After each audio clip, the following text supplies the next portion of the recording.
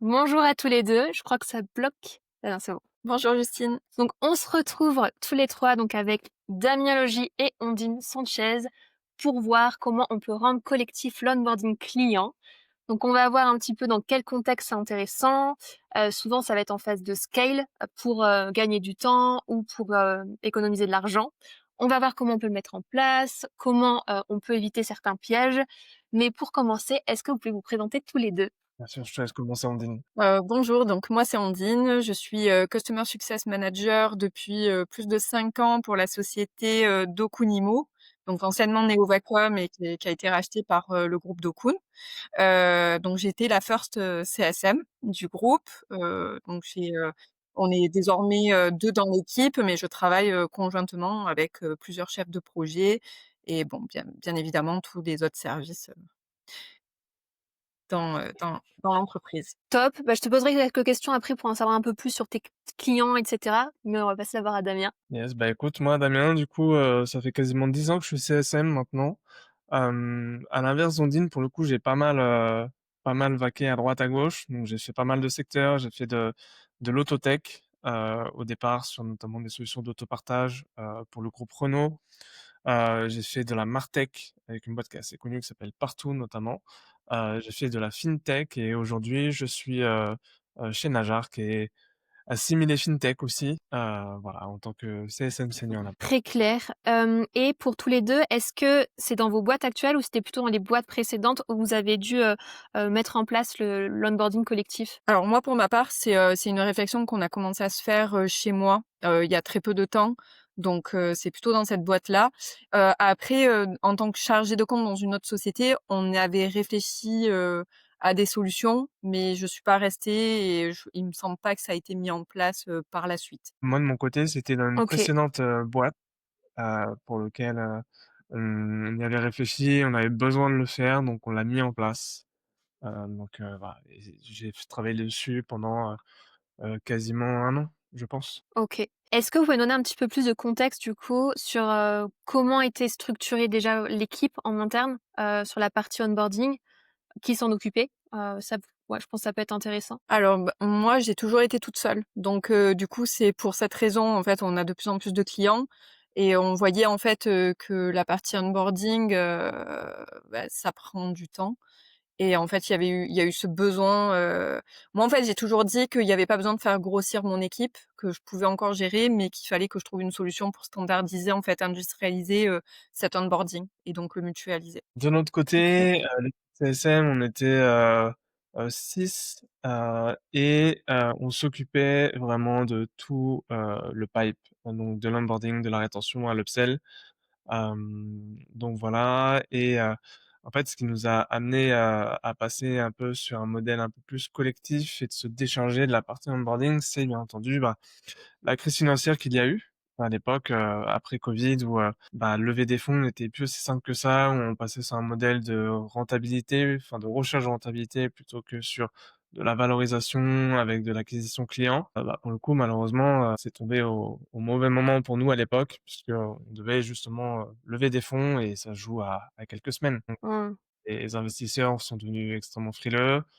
Il y a eu pas mal de changements en interne suite à ça et nous, on s'est dit que voilà, on devait retravailler les choses pour, continuer l'acquisition client, mais optimiser notre temps pour, faire plus de revenus par CSM et donc accorder moins de temps, optimiser le temps sur l'onboarding et faire en sorte justement de quand même avoir une bonne qualité de service derrière. Très clair. Et concernant les clients, vous aviez à peu près combien de clients et c'était quoi la typologie de clients? Est-ce qu'ils avaient besoin de beaucoup d'accompagnement ou justement l'onboarding collectif ça pouvait être intéressant parce que ils pouvaient être plus indépendants par rapport aux produits aussi que vous vendiez? En fait, nous, l'idée, c'était que alors nous, on est sur des clients qui sont quand même sur du high touch. On peut pas les laisser, et on peut pas les laisser, sur un projet de dématérialisation de factures avec la loi finance qui arrive derrière.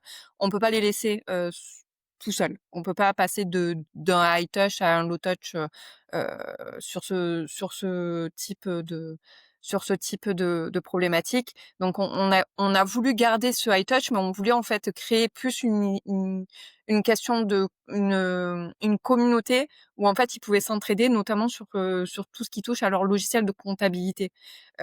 Donc voilà, c'était plus, pour répondre à ce type de problématique-là plutôt que de vraiment créer une formation, où on allait, les laisser, voilà, on allait les laisser se débrouiller. Nous, de notre côté, on était plutôt sur des clients, SMBs, voire mid-market dans certains cas. Donc on avait beaucoup de volumétrie par CSM, on pouvait avoir, de 100 à plus de 200 comptes. Donc on avait un gros volume parce qu'on était quand même sur un forfait, en mensuel, donc qui était pas forcément, extrêmement cher au début. Bah, on faisait beaucoup d'acquisitions clients et le prix a fini par augmenter mois après mois, mais surtout au départ, on avait un seul forfait. Ensuite, ce qui nous a aidé, c'est que, bah, l'équipe produit a été très bonne et a pris les bons choix stratégiques qui nous a permis de, bah, prendre les feedbacks de nos clients pour prioriser des développements qui nous ont permis ensuite d'avoir 2 typologies de forfaits. Et à partir de ce moment-là, on avait un forfait très complet et avec énormément de features qui étaient, très, valorisantes et qualitatives. Donc ça, du coup, c'était on va dire, je vais grossir le trait, hein, mais c'était un forfait premium et on avait notre abonnement de base et juste ça, bah, ça nous a aussi aidé dans cette transition de l'onboarding collectif et de l'onboarding, personnalisé parce que, bah, finalement, c'est aussi une manière de porter le choix sur l'un ou l'autre des forfaits. Si tu veux le forfait plutôt, entrée de gamme, bah, tu as quelque chose de plutôt low touch. Si tu veux quelque chose d'extrêmement personnalisé, du coup, tu vas aller chercher du premium puisque on avait aussi cet objectif de au départ de la boîte, le CSM était plutôt un centre de coût parce qu'on s'occupait vraiment de, comment dire? De l'onboarding, de la rétention, de faire en sorte que l'adoption soit bonne et cetera et comme toute bonne startup, l'idée, c'est qu'une fois que tu as fait de la bonne rétention et tu as fidélisé ton client, c'est d'augmenter le panier moyen de ton client. Donc on est passé d'un modèle un peu plus centre de rétention à un modèle, centre de revenus et donc c'est là où ce forfait nous a également aidé pour splitter nos clients et cetera. OK, et là, j'ai une question plus pour Damien, puisque du coup, pour toi, Ondine, tu as le one to one quand même pour tous tes clients. Là, pour toi, Damien, est-ce que c'est toi qui vas plutôt conseiller le one to one, enfin l'accompagnement plus personnalisé à certains de tes clients, ou vraiment enfin, c'est les commerciaux qui vont proposer les deux et c'est eux qui choisissent? Ça va être plutôt les commerciaux. OK. Les commerciaux sont là, bah, ils présentent la plateforme, ils font une démonstration et le client, en fait, va avoir le choix. Enfin, son choix va se porter sur 2 éléments. Premier élément, c'est la qualité d'accompagnement que je veux. Nous, on a vu que, enfin, avant de prendre cette décision-là, de passer sur l'onboarding collectif, ça nous arrivait de tomber sur des clients qui nous disaient très clairement: «J'ai pas envie de faire des rendez-vous de formation, je suis quelqu'un d'autodidacte, je veux me débrouiller tout seul. Voilà, je veux le faire tout seul». Par la suite, donner beaucoup de questions sur le chat qui étaient des questions de problèmes de formation. Donc finalement, tu vois, c'est un peu le serpent qui se mord la queue. Donc tu avais ce choix-là, donc soit je veux quelque chose où je suis autonome, soit quelque chose où je suis accompagné et le deuxième choix du coup, c'était par rapport aux features. Est-ce que j'ai besoin d'avoir tout ce panel de features ou juste le panel de features sur votre premier forfait me convient? Donc en fait, c'est là où le client avait, 2 leviers pour décider, à savoir que, comme je te disais, l'idée, c'était de faire en sorte que les CSM soient un centre de revenus et une décision importante qu'on a prise à un moment donné, c'était de valoriser l'accompagnement. Et comment tu valorises l'accompagnement? Bah, c'est avec des frais d'onboarding. Où en fait, quand tu prenais notre forfait un peu premium, bah, tu payais 3 rendez-vous de formation directement dedans. Tandis que sur le forfait, on va dire basique, tu avais l'onboarding collectif et si tu le souhaitais, tu avais un rendez-vous personnalisé et un seul, si et seulement si tu avais assisté au webinaire quand même. Donc l'idée, c'était de se dire que le client est déjà formé et il va avoir 45 minutes de rendez-vous, juste pour aller plus dans le détail sur des notions qui, peut-être pour lui, étaient encore floues. Elles peuvent être floues simplement parce que, bah, les mots employés et cetera ne sont pas bien compris, ce sont pas son langage métier, donc il n'arrive pas à faire le lien. Potentiellement, il a des cas spécifiques qu'il veut approfondir ou alors il pense que son cas est spécifique alors qu'il est couvert dans le webinaire de formation, donc voilà, ça lui donnait 45 minutes. À cela, si jamais c'était toujours pas suffisant, ils pouvaient payer pour des rendez-vous supplémentaires et en fait, ça nous permettait in fine de, bah, côté commercial, tu as un levier de négociation. Bon OK, vous voulez le forfait supérieur, je vous offre les frais d'onboarding. C'est des choses qui arrivaient et on l'avait aussi anticipé. Se dire que c'est un levier d'acquisition pour faciliter l'acquisition Et de l'autre côté, bah, des clients qui avaient besoin de plus, et bah, ils payaient et notamment ceux sur le forfait de base. Quand tu avais des changements d'interlocuteurs ou alors les équipes qui grandissaient qui disaient: «Ah, j'aimerais que vous formiez quelqu'un à mon équipe», et ben, on disait: «OK, ça te coûtera tant d'euros pour faire la formation», et donc c'était un générateur de revenus supplémentaires. Très clair. Et tu sais à peu près en termes de pourcentage, enfin, combien de personnes prenaient justement cet accompagnement et ceux qui se débrouillaient vraiment tout seuls? J'ai plus le nombre en tête pour être, hyper transparent. Je sais que ça nous est arrivé, je dirais pas régulièrement, plutôt occasionnellement d'avoir justement des gens qui prennent des rendez-vous supplémentaires, mais c'est souvent parce que nouvel interlocuteur dans l'équipe et en fait, on était aussi, on est toujours dans le customer success. Donc l'idée, c'est de se dire: «Avant de te faire payer un rendez-vous, est-ce que tu veux pas revisionner le webinar et me citer très clairement ce qui n'était pas clair pour toi?» Et dans ce cas-là, c'est OK. Mais là, à la limite, tu vois, ces clients-là, ils avaient accès principalement au chat. Ils avaient pas un customer success dédié. Donc ils avaient rendez-vous avec un customer success qui n'était pas un customer success attitré pour les accompagner, aller dans le détail. Mais sinon, ils avaient accès au chat. Et l'idée, c'est le chat disait: grosso modo, dites-moi clairement ce que vous n'avez pas compris dans le webinaire, que je puisse vous en expliquer, et cetera. Et en support, on avait bien entendu une FAQ qui était extrêmement détaillée et très bien mise à jour pour justement alimenter le client si jamais il avait des notions qu'il n'avait pas compris. Alors moi, du coup, j'ai une question. Très clair. Je sais plus du coup, j'ai une petite question, Damien, peut-être que tu y as répondu et que j'ai pas fait attention. Au niveau de vous étiez combien pour maîtriser justement tout ça? C'est-à-dire, FAQ à jour, tout le temps, rendez-vous positionnés, Alors pour FAQ, et cetera, c'était plutôt la partie care et produit. En fait, d'accord, dans l'organisation qu'on avait, le care faisait partie de l'équipe produit. OK, C'est eux qui avaient en charge de mettre à jour, ces informations-là. Et de l'autre côté, côté CSM, on était 6. d'accord et côté care, ils étaient combien?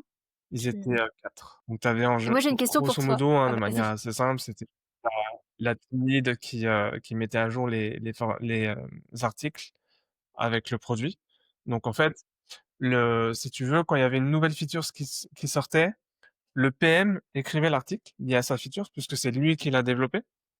Le care, donc la team lead, regardait l'article pour vérifier que il était clair ou potentiellement, tu sais, il y a toujours une histoire de wording entre, les PM qui sont très métiers et nous qui sommes très client facing, qui savons exactement ce que le client comprend ou ne comprend pas. Donc après, il y avait peut-être un peu de retravail de wording dessus derrière. Vas-y Justine, je t'ai coupé, je t'écoute. Ouais, il y a un petit décalage, donc des fois je j'ai pas toutes les réponses en même temps. C'était pour Ondine, cette question-là.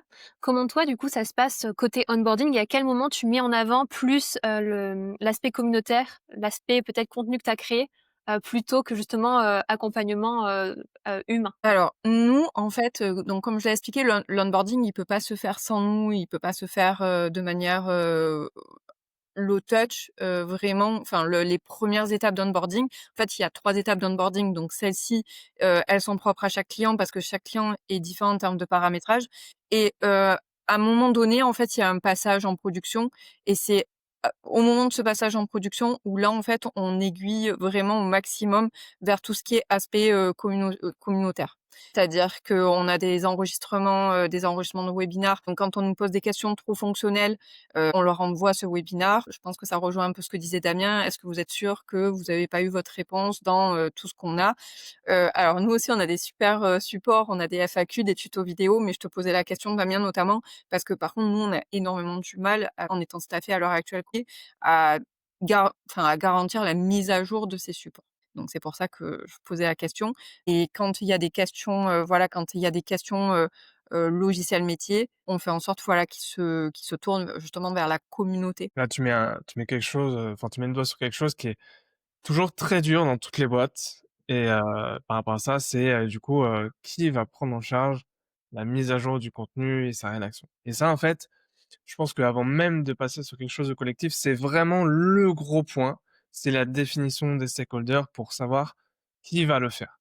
Parfois, c'est juste un poste, c'est une personne qui va être recrutée pour ça. Moi, j'ai déjà vu, hein, certains endroits où une personne est dédiée à ça et tant mieux. Mais c'est toujours un peu, enfin, je le vois même dans des Slack de communauté, CSM où c'est souvent cette question qui revient de: chez vous, qui met à jour les contenus, et cetera? Et les réponses sont totalement différentes. Certains disent: «Bah, c'est le CSM qui met lui-même à jour», d'autres te disent: «C'est le care», d'autres te disent: «C'est le produit», d'autres ont des PMM, et tant mieux, des Product Marketing Manager pour ceux qui ont pas la définition, et tant mieux, tu vois? Et c'est vrai que ça, c'est une grosse responsabilité, et tu as parlé des vidéos. Alors les vidéos, moi j'ai toujours un gros débat là-dessus. Les vidéos, tout le monde en veut, tout le monde trouve ça génial, quasiment personne ne les regarde, et c'est le grand problème à chaque fois. Alors nous les tutos ont un sacré succès. Enfin, on a de la chance. On ne les a pas fait pour rien parce que en fait, nous on a aussi une particularité, c'est qu'on a nos clients, qui prennent assez rapidement quand même en main le logiciel parce qu'il est très intuitif, il est très smart.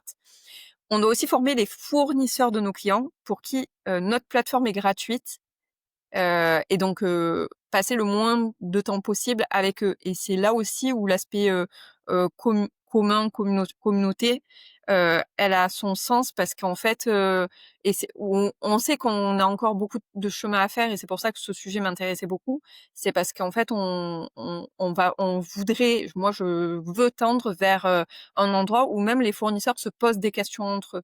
Tout comme les clients peuvent se poser des questions entre eux, faire une communauté d'utilisateurs, fournisseurs, de notre plateforme Frieds, pour que justement en fait on ait de moins en moins de support et fournisseurs en fait. Parce que autant les clients qui nous posent des questions, bon, beh, c'est nos clients, pourquoi pas? Enfin, c'est normal, on se doit quand même de leur répondre. Ah, il y a Justine qui nous a quittés. Bon, je pense pas que ça soit de toute façon le cœur du mais autant les fournisseurs, voilà, qui nous contactent, c'est vrai que c'est un peu plus ennuyeux, voilà, de devoir tout le temps passer du temps, avec eux. C'est vrai que la communauté, c'est quelque chose qui peut bien marcher, mais ça demande un travail, assez conséquent, enfin, il y a il y a une grande, start-up très connue qui a mis en place communauté, qui fonctionne très bien maintenant, mais je pense que ça leur a pris pas mal de temps, mais surtout ça a demandé, des gens dédiés à ça. Donc c'est un gros investissement, mais je pense qu'aujourd'hui le ROI qu'ils en tirent, il est assez incroyable, pour être hyper transparent. Mais oui, il y a une grosse communauté de fournisseurs et de clients qui vont dessus pour se répondre. Dans un monde idéal, quand tu arrives à faire de l'onboarding collectif et que derrière tu as une très bonne communauté, en fait, toi, en tant que, CSM, on va dire, ton gain de temps, il est assez conséquent puisque finalement, c'est tes clients qui répondent à tes clients quand ils ont une problématique, et du coup, bah, quand tu es dans comment dire? Dans ce scénario idéal, en tant que CSM, on va dire, la vie entre guillemets est beaucoup plus simple puisque tu vas pouvoir te focus sur, bah, générer plus de revenus, tout simplement. C'est ça qui est important. Je crois que vous étiez en train de parler du coup un petit peu des pièges. On va continuer à parler dessus. Mais juste avant, vous faites tous les deux les webinaires. Vous utilisez Livestorm, c'est ça, en termes d'outils? Moi, j'avais Hem, la liste en main. non, moi j'ai GoToWebinar. Ok, ça marche. Et pour la création de contenu, vous utilisez des outils particuliers? Sur la, FAQ, nous, c'était une FAQ au travers de, Intercom. Ok, très clair. Et nous c'est tout en ligne. Enfin nous c'est je crois que c'est PrestaShop. Et donc, j'ai un peu loupé quand vous parliez un peu des erreurs, donc vous me direz s'il y a des choses qui ont déjà été dites. Mais est-ce que vous avez vu du coup, en mettant tout ça en place, des choses que vous aviez fait et que peut-être vous auriez dû faire autrement, ou où il y avait peut-être des choses à analyser au début pour vraiment, assurer que tout se passe bien? Voilà un petit peu tout ça. Qu'est-ce que vous avez vu? Moi, j'ai un constat, mais on l'a toujours en fait parce qu'on n'a pas encore migré, mais nous, la communauté client, en fait, c'est un site qui est à l'extérieur du logiciel, et en fait, j'aimerais qu'il y ait une académie directement sur la plateforme. Pour en fait, que les, clients sachent vraiment où se trouve cette communauté. Parce que les anciens clients, je crois qu'ils ont enfin, il me semble qu'ils ont quand même bien compris où ils pouvaient poser des questions. Ils ont le lien qui est en favori, il y a aucun problème. Les nouveaux clients, c'est un peu plus compliqué. Enfin, ils ont un peu du mal, voilà.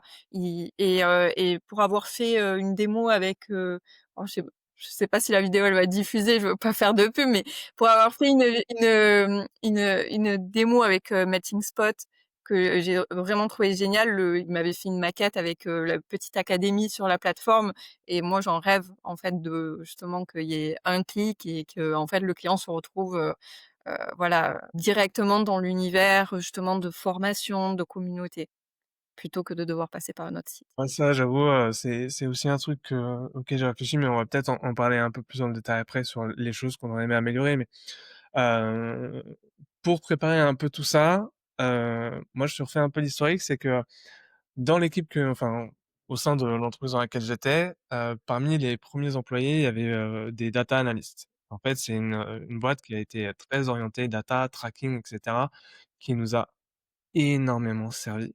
Dans le sens où, au bout de peut-être, 1 an, 1 an et demi, ils ont été capables de savoir à partir de quelle action et combien de temps le taux de churn dropait. Et en fait, grâce à ça, ça nous a permis, nous, de définir notre propre taux d'engagement. Avantage de ça, c'est bah, si je prends un peu, de la hauteur, c'est côté CSM, bah, ça permettait de, comment dire? Créer tes objectifs et donc ton variable sur le taux d'engagement de tes clients. Donc c'est déjà un premier élément. 2, de suivre et savoir quoi suivre pour savoir si le Health score d'un client est à risque ou pas. Donc ça, pour moi, c'est quelque chose d'important, c'est de savoir définir, qu'est-ce que je dois traquer pour savoir si mon client est à risque ou pas. Parce que si tu passes d'un accompagnement personnalisé à un accompagnement collectif, bah, il faut suivre ces chiffres-là encore plus. Parce que ça te permet de savoir, est-ce que ce que je mets en place fonctionne? Est-ce qu'il ne fonctionne pas? Si ça fonctionne pas et que tu es en mesure de le savoir, bah, déjà tu peux, bah, faire quelque chose d'un peu hybride au départ, questionner ton client, l'accompagner, mais surtout, bah, comprendre qu'est-ce qui ne fonctionne pas. Qu'est-ce qu'il attendait? Qu'est-ce qu'il aurait aimé voir dans ce type d'accompagnement-là? Donc déjà, tu prends des insights, des feedbacks, et ça te permet d'améliorer. Donc ça, c'est hyper important de définir tout ça pour savoir ce qui marche. Et justement, nous, dans notre manière de faire au départ, on faisait des webinars. Et les webinars, on les avait fait, on avait fixé des créneaux. Donc un créneau le mardi matin, un créneau le jeudi après-midi ou inversement, je sais plus exactement la demi-journée, parce que, bah, c'est les journées où il y a plus de monde au bureau, on le sait très bien, heu et un frein qu'on a rencontré assez vite et je pense que vous le devinez assez, c'est que, bah, c'est pas flexible et les clients ne sont pas toujours Mmh. disponibles et en fait, l'argument de, bah: «C'est pas grave, inscrivez-vous, vous aurez accès au replay», bah, ne fonctionne pas trop. Ça nous est arrivé de nous retrouver sur des webinars tout seuls. Pas de clients alors qu'ils s'étaient inscrits, mais ils se sont inscrits parce qu'on leur a un peu forcé la main et du coup, le webinar ne vit pas. La solution qu'on a trouvée, parce que ce qui revenait vraiment, pour vous dire, c'est que, on a mené un peu notre enquête. On a appelé chaque CSM, on s'était répartis, tous les clients qu'on avait onboardés au travers des webinars. On a appelé les clients un par un, qu'ils aient churn ou pas, pour avoir leur feedback. Qu'est-ce qui vous convenait? Qu'est-ce qui vous convenait pas? Et cetera. On n'a pas eu 100 de retour, bien entendu, mais ce qui est revenu en raison numéro un, c'est les horaires ne sont pas adaptés. Moi, sur ce créneau-là, je suis jamais disponible. C'est à vous de vous adapter à moi et pas l'inverse. C'est parfaitement entendable. Et donc, on s'est dit, OK, dans ce cas-là, ce qu'on va faire, c'est qu'on va passer sur un format vidéo à la demande. Ce format-là est extrêmement qualitatif pour le client, puisque du coup, il peut la regarder quand il veut. Donc ça, c'est bien. Par contre, bah là, ça demande un peu de temps côté CSM parce que, bah, c'est à toi d'enregistrer la vidéo et donc de faire une vidéo où tu es en train de faire une démo comme s'il y avait quelqu'un en face de toi et donc d'avoir un scénario. Là, il y a différentes choses à prendre en compte. C'est est-ce que j'ai des gens assez à l'aise dans mon équipe pour le faire? Là, juste tenir un webinar, c'est pas tout le monde qui est à l'aise pour tenir un webinar, donc il faut bien définir qui peut le faire ou pas et dans ce cas-là, essayer d'accompagner ceux qui sont pas très à l'aise pour les faire un peu monter en compétences, se sentir plus à l'aise, faire des entraînements, donc il y a un travail de préparation quand même. Et l'autre point hyper important, c'est d'écrire ton scénario d'onboarding avec un fil directeur qui va être logique dans la manière dont tu vas former. Ça te permet, toi, bah, quand tu le connais très bien, bah, de dérouler sur ta vidéo, mais aussi de ne rien louper. Et ça, c'est extrêmement important. Une fois que tu as ça, donc ça t'a pris du temps, mais c'est qualitatif. Et là, le taux de visionnage a explosé dans le bon sens du terme et les clients étaient beaucoup plus satisfaits. Autre point, un peu limitant, donc on a déjà vu qu'il faut préparer son scénario, il faut faire la vidéo en amont et être à l'aise, mais comme toute plateforme, la plateforme elle vit, elle change et donc il faut Ah mais refaire c'est la clair. vidéo. Ça m'est Ouais. arrivé, de les refaire une fois par mois, parce que, notre plateforme avançait beaucoup. Il y a ça aussi à prendre en compte que, bah, une vidéo de formation de 45 minutes ne te prend pas 45 minutes, elle te prend au moins le double du temps. parce que tu vas te reprendre, tu vas revenir sur des choses un peu complexes parfois et c'est jamais parfait du premier coup. Donc il y a ça à prendre en compte. Donc quand on est passé sur ce format-là, on a eu un meilleur taux de conversion, meilleur taux d'adoption et donc de meilleurs résultats derrière. Mais c'est super intéressant ce que tu dis, Damien, parce que du coup, en fait, ça soulève, la question de à quel moment, en fait, c'est, intéressant et à quel moment, en fait, tu as un retour sur investissement de passer autant de temps sur la création de ce genre de ce type de contenu. Moi, je sais que la question, elle s'est posée parce qu'en effet, quand j'ai estimé, justement le temps de création, le temps de voilà, de mise à jour, au début, ça a un peu grincé les dents. Tout le monde m'a dit: «Mais tu es sûre que, ça va que c'est bien?» Et en fait, j'ai dit: «Beh, en fait, on c'est soit ça, soit il nous faut, au moins, peut-être 2 personnes de plus, quoi, dans le service». Bah, Voilà. là-dessus, moi je te dirais que, il y a une partie, on va dire l'expérience de tes clients que tu as déjà et une partie sur, bah, en fait, ton efficacité dans l'acquisition de nouveaux clients. Nous, on avait, entre 10 et 20 nouveaux clients par semaine, donc 10-20 onboarding à faire. Donc là, Mmh. si tu prends 1 heure et demie pour faire ta vidéo, c'est mieux que 45 minutes pour 20 clients, très clairement. On va pas se mentir. Donc il y a ça et il y a aussi l'effet d'expérience, donc comme je disais, bah, est-ce que mon portefeuille de clients existants m'a redemandé des formations au cours de leur cycle de vie? Parce que nouvel interlocuteur ou, bah, finalement, c'est plus moi qui vais être en charge de ça, mais c'est un tel ou alors, j'ai besoin de revoir des choses parce que c'est plus très clair pour moi. Ça fait longtemps que j'ai pas mis la main dans la plateforme, ce qui est arrivé avec certains clients. Bon, c'est des cas très à la marge, on entend bien, mais il y a aussi ça à prendre en ce qui est important à prendre en compte pour moi, c'est, ton rythme d'acquisition client. Donc si tu acquiers un client par mois, est-ce que je vais vraiment m'embêter à faire une vidéo? Potentiellement oui, si ta plateforme n'a pas de changement majeur sur les 12 prochains mois. Parce que, bah, ça fait au moins 12 clients qui vont le faire. Si tu une plateforme qui est très mouvante, qui est beaucoup dans le changement et quand j'entends changement, c'est, des choses assez critiques. Un bouton qui change de place, une nouvelle fonctionnalité, très spécifique. C'est pas des petits ajustements qui, bon, si jamais, c'est bleu aujourd'hui alors que c'était orange la semaine dernière, bon, le client, il voit que c'est toujours le même bouton, il va aller cliquer dessus, donc c'est pas très problématique. Mais si tu as des changements, très critiques dans ta plateforme, ça aussi, il faut prendre en compte. Donc en fait, il faut réussir à trouver son juste milieu et de se dire: ce temps que j'investis là va me faire économiser tant de temps par la suite. OK. J'avais une question pour tous les 2. Comment vous avez fait pour segmenter un petit peu vos lives, que ce soit, ceux qui sont enregistrés ou justement les webinaires qui étaient en live? Est-ce qu'il y a une segmentation particulière en fonction des use cases, de la typologie de clients? Nous, c'est majoritairement, on a vraiment, enfin, on a des modules. Donc on a fait des tutos sur des modules. Et récemment, ça, on a fait une vidéo, en fait, vraiment, qui dure, je crois, 30 minutes, où c'est, ce que doit faire un client. L'inscription, enfin, d'une inscription jusqu'à la finalité, des fonctionnalités sur la plateforme. Et on a fait la même chose côté fournisseur, parce que ce que j'expliquais quand tu as coupé, c'est que il fallait que j'éduque non seulement les clients, mais il fallait aussi qu'on réduise, en fait, le temps le temps support que les fournisseurs, Mmh. prenaient, et qui, pas qui je vais pas dire qu'ils apportent pas de qu'ils n'apportent rien, bien au contraire, c'est eux qui font vivre la plateforme. C'est un de nos plus gros points forts, c'est le fait qu'on est passé de 200 fournisseurs à 15 000 en l'espace de 4 ans. Donc c'est quand même que voilà, que la plateforme, elle vit, à travers eux. Mais il fallait quand même qu'on trouve une solution pour que ça nous prenne beaucoup moins de temps côté support. Moi, de mon côté, en fait, on n'avait pas fait de segmentation spécifique autre que la typologie de forfait. En fait, ça avait le forfait, c'était le forfait d'entrée de gamme, c'est que tes besoins dans la plateforme n'étaient pas extrêmement complexes et très spécifiques. Donc, à partir du moment où tu prenais ce forfait-là, il y avait bon, c'était très à la marge, on va dire peut-être 1 des clients avaient des besoins spécifiques et donc posaient des questions au support, mais globalement, les usages étaient similaires. En fait, ceux qui prenaient le forfait plutôt premium, eux, on savait qu'ils avaient des besoins extrêmement spécifiques. Pour vous faire un peu l'image, nous, on faisait pas mal de pré-comptabilité et paiement fournisseur et on proposait notamment de la gestion analytique dans la comptabilité. À partir du moment où tu rentres dans ce niveau de détail-là, en général, chaque client a ses propres spécificités, ses propres modèles de gestion.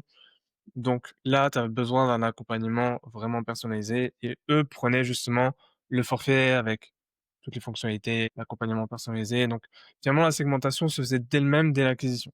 C'est arrivé très, très, très à la marge qu'un client parte sur un forfait, entrée de gamme et se rende compte que en fait, c'est trop limitant par rapport aux besoins qu'il va avoir et finalement, bah, ça te fait un super upsell en très peu de temps puisqu'il passe directement sur le forfait supérieur au bout de 2 semaines peut-être, mais très à la marge, hein. Et tout à l'heure, tu disais, Damien, que tu devais identifier un petit peu les CSM qui étaient, compétents, pour, faire des webinaires, parce que ça demande des compétences particulières. Et justement, pour tous les 2, c'est quoi un petit peu les compétences, qui sont mis en avant pour des onboarding collectifs? Bah, moi, je te dirais que, il faut que ce soit quelqu'un qui soit assez à l'aise à l'idée de présenter, participer à des webinars.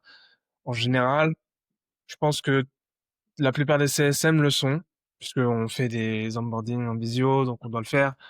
Mais après, tu peux avoir un peu la pression il y a beaucoup plus de personnes, donc il y a ça à prendre en compte. Mais ce qui est extrêmement important pour moi, c'est que la personne qui tient le webinar soit un expert de la plateforme. Quand tu es sur ce webinaire de formation-là, tu peux pas te permettre la phrase, «Je me renseigne et je reviens vers vous plus tard».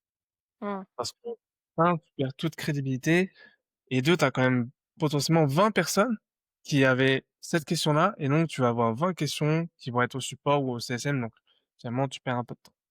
Donc ça, c'est important et au-delà du CSM, enfin, il doit aussi s'assurer qu'il n'y a pas eu de changement majeur et cetera, côté produit avant de faire son webinaire parce que, bah, de la même manière, tu dois être un expert, donc tu dois pas être surpris de découvrir une features ou la modification d'un bouton. Ce qui veut aussi dire que en interne, l'équipe produit doit très bien communiquer. C'est pas toujours le cas. Il y a des loupés, ça arrive à tout le monde. Il y a des boîtes qui sont mieux structurées là-dessus que d'autres.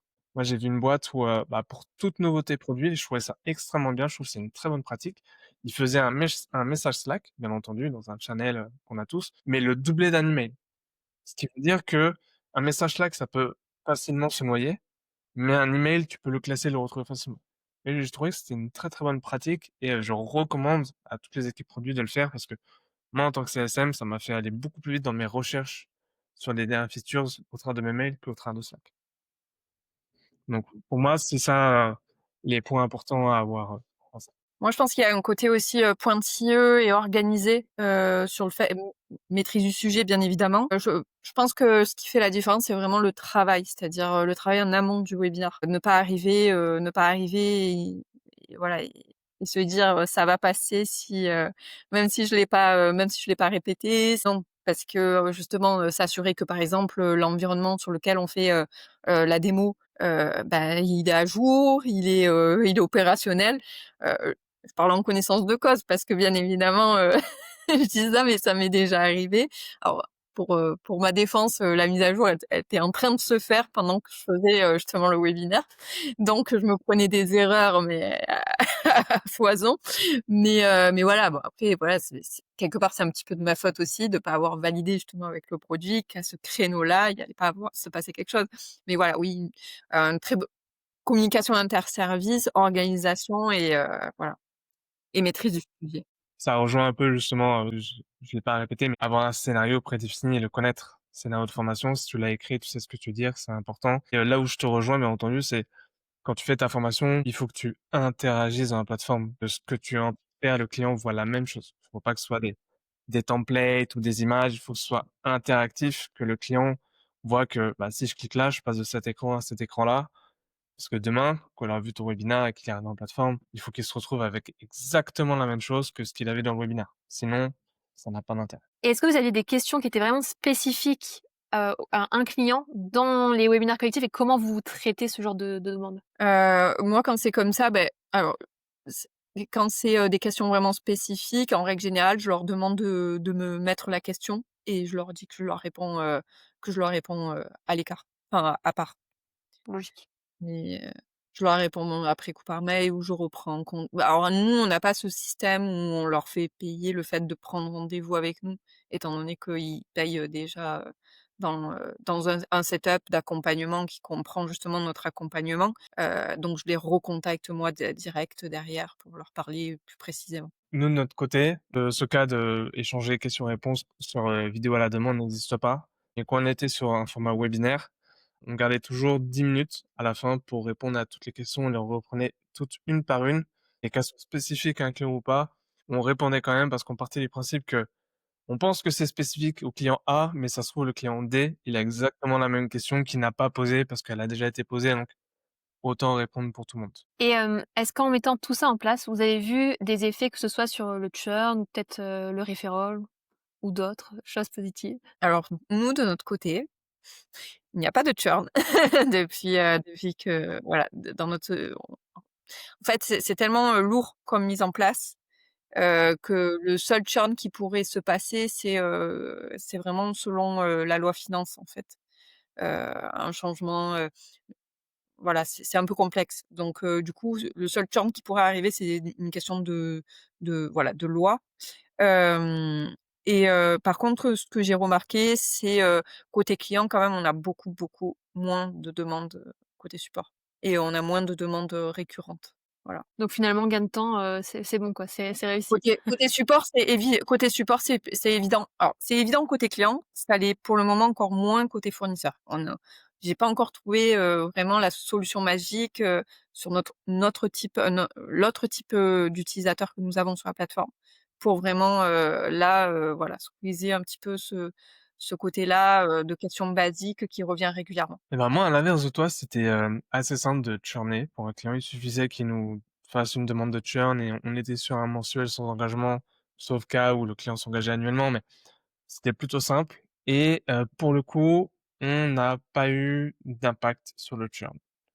Dans le sens où, ce type un peu hybride de, vidéo à la demande plus un rendez-vous, inclus dans le forfait pour des choses spécifiques, était assez rassurant pour le client. Notre, support était extrêmement compétent. En fait, il y avait tout à portée de main pour s'en sortir, en toute autonomie et ça suffisait en réalité. Donc pas d'impact sur le churn et côté referral, pas forcément d'impact non plus. Donc on est resté quasiment sur un périmètre ISO, mais on a optimisé notre temps et ça nous a permis, de vraiment plus nous focus sur du travail d'upsell et la réalité, ça par contre, l'effet de bord positif, c'est que, bah, plus de temps pour faire de l'upsell, on a réussi à faire plus d'upsell et donc les gens qui rentraient sur des forfaits d'entrée de gamme, au fur et à mesure du temps, on les faisait passer sur des forfaits un peu plus premium, soit par de nouvelles features, soit en faisant en montrant justement, bah, des features présentes sur le forfait premium et en fait, quand tu le présentes en tant que CSM, tu le présentes mieux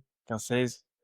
Pas qu'ils sont mauvais dans leur façon de faire, mais souvent ils ont des maquettes un peu toutes faites et toi, tu as toute l'expertise métier plus feedback de tes clients qui permet d'avoir les arguments pour convaincre donc ça a été un beau levier d'optimisation de temps pour faire de l'upsell derrière. Il y a un sujet que j'ai pas abordé dans le cadre de la communauté aussi. C'est nous, on organise tous les ans, ce qu'on appelle un club utilisateur côté client. En fait, ce club utilisateur chez nous, ça vraiment, nos clients, ils voilà, c'est le moment. Enfin, limite, alors cette année, on a eu, beaucoup plus de monde parce qu'on l'a réalisé à Paris. Nous, on est une boîte marseillaise, et donc on a eu beaucoup plus de monde, et c'est vrai que cette année, j'ai beaucoup de clients qui m'ont dit: «On a déjà bloqué, on sait que l'année prochaine, on reviendra», et en fait, alors nous, pour côté client, du coup, ils se retrouvent entre pairs.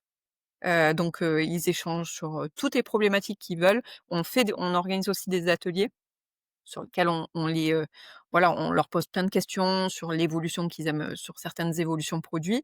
Donc il y a un retour, enfin, on n'a pas on j'ai eu pas mal de réponses parce que j'ai republié ça sur LinkedIn, récemment.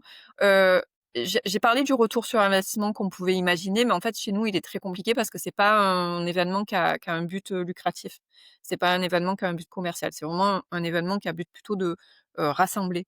Et on veut pas en faire, c'est plus un centre de coût à l'heure actuelle que plutôt un centre de profit. Moi, c'est vrai que dans l'idée, j'avais imaginé quand même qu'on que derrière on suivait quand même les demandes, par exemple de devis, tout ça qui pouvait être, suite à cet événement, mais a priori, ça a pas ce but-là, donc voilà. Bon, à partir du moment où on me dit que ça va à ce but, j'ai pas creusé. Mais ce que je vois, c'est que vraiment derrière, ouais, ça crée un attachement à la marque qui est quand même assez fort. Côté produit, ça leur donne, de quoi travailler sur, 1 an, voire même plus. Donc c'est plutôt pas mal. Trop bien Ouais, et je te ça rejoins, ouais, ouais. vas-y. Vas-y Un Damien. cli mmh, un client qui va se déplacer à des événements que tu fais et cetera, c'est je pense un des meilleurs signes de rétention que tu puisses avoir de consacrer du temps, soit sur du temps perso, sur le temps de travail pour aller dans un événement de mon fournisseur. Je pense que quand tu es à ce niveau-là, tu es sur un haut niveau de rétention et c'est là où En plus de ça, l'effet de bord positif, c'est que tu peux avoir du referral beaucoup plus facilement de tes clients derrière. C'est ça. Mais comment tu as fait justement pour rassembler au premier événement? Parce que tu as dû quand même, dire quelque chose parce que c'est tu vois, la premier événement, peut-être il y avait peut-être des doutes, des craintes? Alors on travaille bien évidemment conjointement avec le service marketing et produits, donc c'est plutôt le service marketing qui porte, l'organisation de l'événement, hein. Je vais pas m'attribuer, les, je vais pas m'attribuer, ce genre de succès, mais donc beaucoup de communication. Après nous, de notre côté CSM, moi je harcèle mes clients, c'est-à-dire que Mmh. je leur dis, ils ont pas vu qu'on est à Marseille et qu'on a quand même une grosse majorité de clients, bon ils sont partout en France, mais on a quand même une grosse majorité qui sont à Paris. On n'a pas cette culture aussi de déplacement. C'est-à-dire que moi, je me déplace quasiment jamais, à part si vraiment, j'ai des choses à faire sur Paris, pour les voir. Donc déjà, je joue un peu sur le lien affectif qu'il y a avec mes clients, sur le fait que, bah, c'est la seule fois où vous pouvez me voir. Voilà, il y a ce côté-là. Puis il y a ce côté quand même, comment dire? Où on va aborder des sujets qui les intéressent. Nous, on travaille avec, un secteur qui est quand même assez spécifique et qui sont les bailleurs sociaux privés. On a des clients sur le public aussi, mais la plateforme gère que les privés. Comme je vous l'ai dit, en fait, le secteur d'activité de la dématérialisation de factures, c'est tellement un secteur qui est, encore un peu dans le flou, avec cette loi finance qui arrive, que, en fait, ils ont besoin de nous voir et de nous poser des Ouais. questions et d'être rassurés sur la suite, en fait, des événements. Donc voilà, on a su en fait, c'est les sujets, je pense, qui ont été utilisés, qui ont su susciter, l'intérêt pour cet événement. On a écarté, on va dire, le périmètre, on est passé de gestion de factures à d'autres documents et en fait ça a plu. Voilà, Ah, vous avez vraiment mis l'accent sur la valeur, en fait, donc c'est c'est ça ça. que ça fonctionne. OK. Il nous reste pas beaucoup de temps. Est-ce que vous avez, pour résumer un petit peu tout ça, les gros conseils à donner, pour ceux qui veulent aussi, rendre collectif l'onboarding? Hem, En fait, ils peuvent commencer petits, c'est-à-dire qu'ils peuvent commencer par, justement des vidéos, des webinars, enregistrés qui peuvent être ensuite, par la suite transmis. Pas besoin, par exemple d'imaginer de suite, voilà, pas besoin d'imaginer d'acheter une plateforme, pour faire ça, pas besoin de voilà, pas besoin de voilà, de penser grand tout de suite. On peut commencer petit à petit, réaliser une FAQ, s'assurer qu'on a la capacité de la mettre régulièrement à jour, voilà, créer des bons supports, en fait et puis par la suite, voilà, petit à petit grossir bien évidemment, voilà. Moi, je dirais que la prise de décision de passer sur, des webinaires collectifs doit vraiment être prise en compte sur tous les impacts que ça peut avoir. C'est pas quelque chose qu'on fait du jour au lendemain comme ça. En fait, si je vais, un peu mettre des conseils, déjà, ce serait de bien porter le projet en interne et de définir les stakeholders.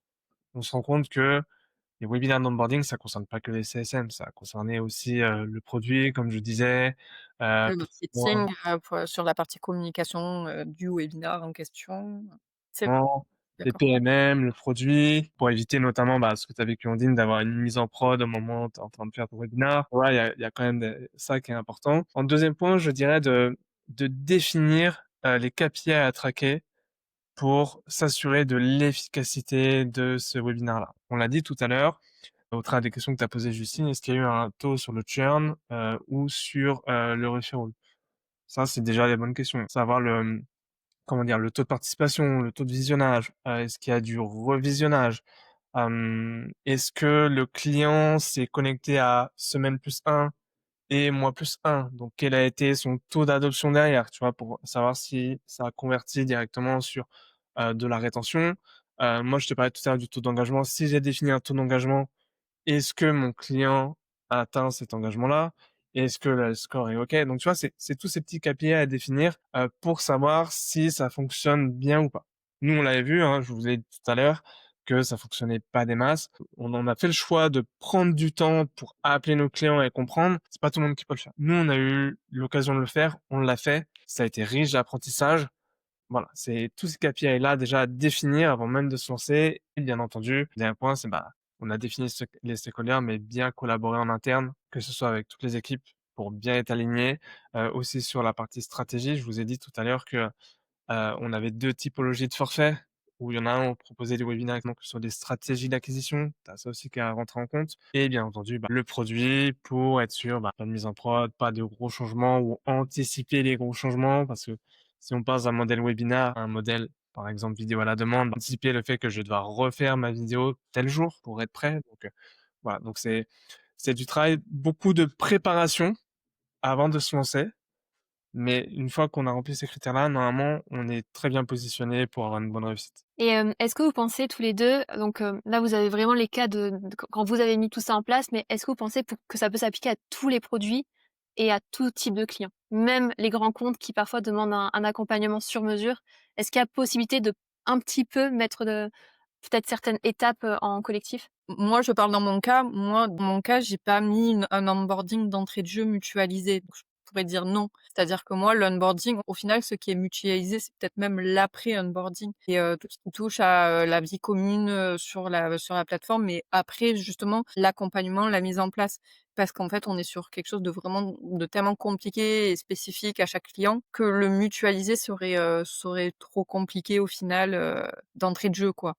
Les mettre les mettre dans un salon avec, d'autres clients, enfin ça n'aurait pas de sens et même pour le CSM qui s'en occuperait, je pense que ça serait un petit peu énergivore, de devoir, gérer chaque spécificité, voilà. Donc je dirais non. Moi, je te rejoins aussi, les webinaires collectifs, ça va dépendre de la complexité de ton produit. Des produits simples, un peu «généraux» entre guillemets, qui ne demandent pas de grosse préparation avant la mise en page. On prend l'exemple de HubSpot. HubSpot, tu peux pas faire du collectif quand tu es en phase d'acquisition parce que tu as des spécificités, il y a des choses. Bon, je parle d'un CRM, donc c'est extrêmement complexe. Donc, ça va vraiment dépendre de la typologie du produit que tu vends et à qui tu le vends. Donc, il y a ça aussi. Et tu as mis un point, enfin, tu as mis le doigt sur quelque chose qui est les grands comptes. Les grands comptes, en général, vont te dire, écoutez, si je vous paye 50, 60, 100 000 euros l'année, c'est pas pour me retrouver dans quelque chose de collectif, c'est parce que je veux un accompagnement personnalisé et qualitatif. Donc en général, ceux-là, sur l'acquisition, vont voir quelque chose de personnalisé, mais pour avoir vécu, une fois que tu es rentré, c'est là où avec Ondine ça se rejoint assez, c'est que, bah, ton client, tu l'as formé, mais lui après il faut potentiellement former ses équipes et donc tu peux, eux, les former en collectif. Tu es pas obligé de passer sur des one-to-one. Ça peut se rejoindre en étant un peu différent sur, le cas de figure. On est d'accord. OK, très clair. Est-ce que vous aviez d'autres choses à ajouter sur, voilà, sur, toute cette thématique? Qu'on a déjà fait Ouais. pas mal le tour. Ouais, carrément, je trouve que c'est une bonne, enfin, il y a beaucoup, beaucoup de boîtes qui réfléchissent, hein, sur les automatiser les choses, faire les choses en collectif. Moi, ce que j'aimerais, potentiellement ajouter, c'est, bah, tu fais une partie Girondine, c'est, le must, vraiment le must du must, c'est d'avoir un webinaire collectif et c'est quelque chose que j'aurais aimé avoir si j'avais eu, le budget et les gens, c'est de l'associer avec des choses un peu e-learning à côté. Que in-app, tu puisses avoir justement des quelque chose qui te guide sur comment utiliser telle fonctionnalité, telle fonctionnalité. Quand tu as quelque chose comme ça, bah, ça demande un certain coût d'investissement parce que, bah, il faut, soit tu le fais toi-même en interne, soit tu achètes un produit pour le faire et cetera et tu as le coût de mise à jour. Moins, enfin, tu délaisses les CSM d'énormément de temps et après, c'est toujours la bonne question, c'est: «Qu'est-ce que je vais faire de ce temps?» En général, ton CSM, tu es Oh, on trouve toujours quoi faire. M un moi je plus moi heureux. Moi, je rêve du petit robot, vous cliquez là, vous cliquez là. Mais je pense vraiment que l'IA va pas mal, aider là-dessus, où, l'IA demain sera en mesure de répondre à des choses très spécifiques à un client. C'est un sujet extrêmement vaste, mais je pense que ça sera un super compagnon demain aussi sur les phases d'onboarding. Donc, voilà. Mais en tout cas, c'est je trouve que le webinar en lui-même est déjà bien, mais le compléter, soit d'une communauté, comme vous le faites, Ondine, soit de quelque chose un peu, e-learning, auto-formation et cetera, dans l'app. Franchement, on est là sur le must du must. Je le dirai en interne, ils seront contents.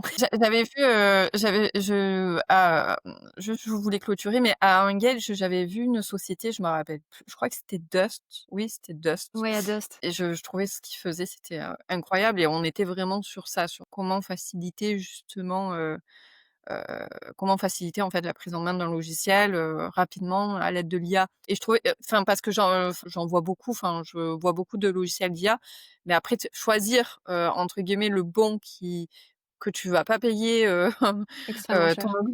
voilà, que tu vas pas payer ton augmentation et qui va être, on va dire, convenable, voilà qui va être, qui va bien fonctionner, bah, c je trouve ça plus compliqué à trouver, et facile à mettre en place aussi. Parce que moi, je sais que, par exemple, je suis pas du tout technique, je gère, un petit peu d'API, un petit peu de connecteurs, mais de là à mettre les mains et à passer 3 heures dans une mise en place, sachant que je suis, quasiment toute seule, c'est pas possible pour moi et c'est ce qui m'a bloquée notamment pour la mise en place de Matching Spot. C'est, je pour avoir échangé avec plusieurs personnes, et tous ceux qui l'ont mis en place, en fait, m'ont dit: «Mais oui, mais nous, on était une équipe». Donc, bien évidemment qu'on a pu sortir une personne qui ne s'est occupée de ça que pendant plus d'un an, quoi. Moi, c'est inimaginable ça. Ouais, vous parlez tous les 2 d'IA et ça tombe bien parce que c'est la dernière question. Ça peut être une prochaine thématique, mais est-ce que vous avez, une autre thématique auquel, vous pensez que ça pourrait être intéressant, d'échanger, de faire une table ronde? Bah, je pense que, enfin, j'ai déjà fait sur une petite réunion, communauté CSM et c'est vrai que l'impact de l'IA dans le métier de CSM, c'est hyper intéressant. Non, en disant ça, on dit un peu tout. Et impact de l'IA, oui, mais dans quoi? Dans l'optimisation de mon temps, dans, la manière d'assurer la rétention de mon client, surveiller son health score, s'assurer que l'onboarding est bien fait, détecter les opportunités d'upsell. Donc en fait, je pense que l'IA demain va être un super outil, pour nous, pour, nous aider, je pense dans la prise de décision et dans l'automatisation de choses opérationnelles. Mais voilà, je pense que le sujet, c'est de dire: «OK, demain j'ai l'IA, je peux tout faire avec, mais qu'est-ce que je vais faire pour que Ouais. moi, en tant que CSM, je puisse optimiser mon temps et m'assurer que, le score de mon client reste le plus haut possible à chaque fois». Et moi, je segmenterai les sujets comme tu viens de le faire. C'est-à-dire Ouais. ne pas dire justement, ne pas faire un sujet global, «l'IA, qu'est-ce que ça va changer pour nous?» C'est, «L'IA, ça va changer et ça va changer quoi dans l'upsell? Ça va changer quoi dans l'onboarding? Ça va changer quoi dans le suivi client?» Et ainsi de suite. Et c'est surtout, moi, plus sur qu'est-ce que ça va faire, c'est comment le mettre en place pour que ça apporte, en fait. Et je vois beaucoup de choses où c'est, «Qu'est-ce que ça va changer?» OK, j'ai l'impression qu'il y a plein de boîtes qui ont pris les devants. Moi, de mon côté, pas du tout. Mais comment ils ont fait, en fait? Qu'est-ce qu'ils ont mis en place? Qu'est-ce qui a été fait? Combien de temps ça a pris? Est-ce qu'ils y voient quand même un retour sur investissement depuis le temps qu'ils l'ont mis en place? Moi, c'est un peu tous ces sujets, voilà, qui c'est vrai que c'est vraiment creuser ce sujet-là, mais par module. Ouais, peut-être par parcours client, par chaque étape du parcours client, ça peut être OK, Tout à très fait, clair. Si on a des questions, on peut vous contacter sur LinkedIn? bien sûr. Très clair. Bah, merci à tous les 2, c'était Merci, cool. au revoir.